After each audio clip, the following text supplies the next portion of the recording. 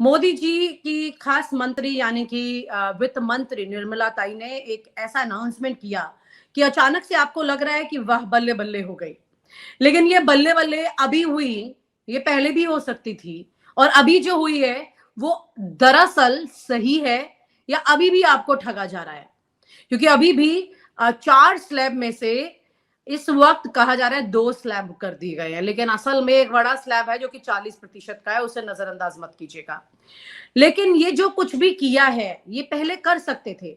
मैं आपको इस वक्त एक ट्वीट दिखाती हूँ राहुल गांधी का, जो कि 2016 का है।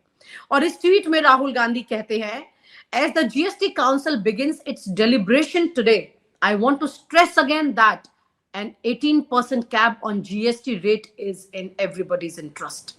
यानी कि यहां पर बहुत क्लियरली वो 18% कैप के बारे में कह रहे हैं कि इतना ये काफी है।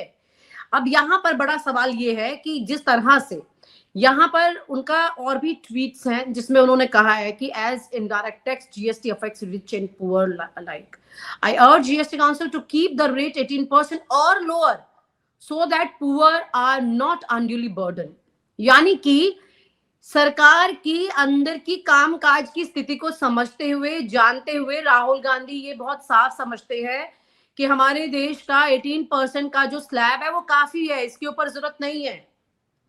यही वो मांग है जिस पर राहुल गांधी और कांग्रेस 2016 से लगातार जोर देती आ रही थी।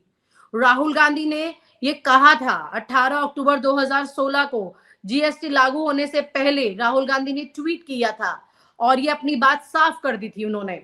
उनके इन ट्वीट से ये साफ समझ में आ रहा था कि जीएसटी 18% काफी है। कांग्रेस की मांग रही कि भाई जीएसटी की दर 18 से ज्यादा ना हो, ताकि ये टैक्स अमीर और गरीब सबके लिए बराबर असर डाले और ना ही महंगाई बढ़े।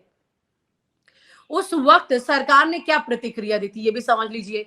2017 में जीएसटी लागू करते समय मोदी सरकार ने इसे 4 स्लैब में बांट दिया था, 5, 12, 18 और 28। कांग्रेस ने इसे जटिल और बोझिल बताया था। राहुल गांधी ने संसद में ये कहा था और बाद में चुनावी भाषणों में भी इसे बार बार कहा था, गब्बर सिंह टैक्स। अब ये गब्बर सिंह टैक्स आज मोदी जी के लिए भारी पड़ रहा है।